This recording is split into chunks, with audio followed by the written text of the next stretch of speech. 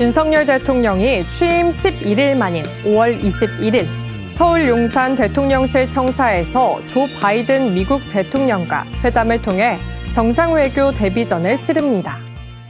이번 한미 정상회담은 역대 우리나라 대통령 취임 후 가장 빠르게 이뤄지는 것으로 특히 미국 대통령이 먼저 방한하는 것은 지난 1993년 이후 29년 만인데요.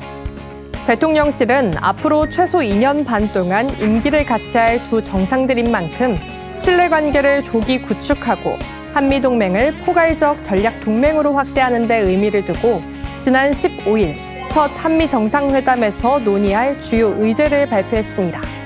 자세한 내용 지금 바로 알려드립니다. 윤 대통령과 바이든 대통령이 처음으로 얼굴을 마주하고 한미 양국의 향후 방향성을 설정할 주요 의제는 크게 세 가지로 나눴는데요. 첫 번째는 북한 도발 대응으로 한미 간 대북 정책 공조와 북핵 문제 등이 중점적으로 다뤄질 것으로 전망됩니다. 윤석열 정부 출범 직후 북한은 수차례 미사일을 발사하는 동시에 내부에선 코로나19 확산이라는 이중적인 상황에 처했는데요. 이에 한미 양국은 밀도 있는 협력을 통해 도발에는 강경하게 대처하되 인도주의적 지원은 적극적으로 하겠다는 방침의 뜻을 함께하고 있습니다.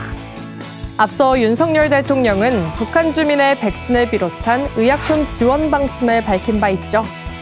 그런데 여기서 한 걸음 더 나아가 플러스 알파도 검토 중에 있는 것으로 확인됐는데요.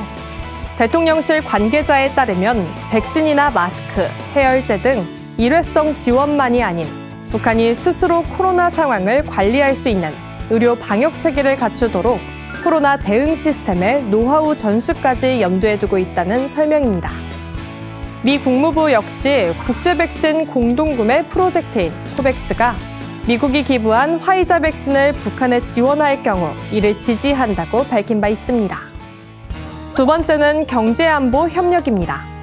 우선 우리나라의 인도태평양 경제 프레임워크 IPEF 가입 문제가 공식화될 것으로 점쳐지는데요. IPEF는 미 행정부가 추진하는 공급망 복원, 디지털 경제, 탈탄소화, 반부패 규범 제정 등 4개 분야에서 영내 국가들의 협력을 강화하기 위한 대중국 견제 성격의 경제 협의체입니다. 미국은 이번 한미 정상회담을 통해 우리 측의 IPEF 참여 의사를 확답받고 적극적인 협력을 요청할 것이란 전망인데요.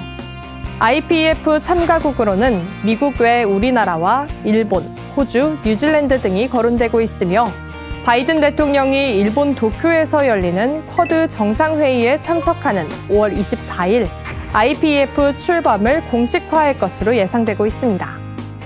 한편 한미 정상회담 이후 국립중앙박물관에서 열릴 예정인 공식 만찬에 이재용 삼성전자 부회장, 최태원 SK그룹 회장, 정의선 현대자동차 그룹 회장, 구광모 LG그룹 회장 등의 국내 그룹 총수들이 함께할 것으로 알려졌는데요.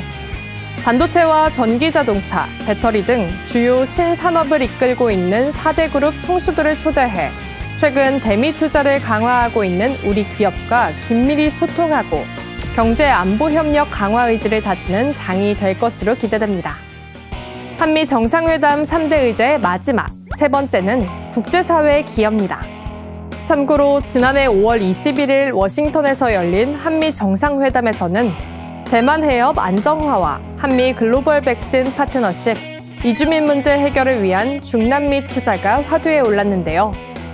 이번 회담에서는 기후변화에서부터 새로운 팬데믹 대비 방안과 같은 최신 글로벌 현안과 관련한 우리 정부의 적극적인 기여 방안에 대해 새롭게 논의될 것으로 보입니다.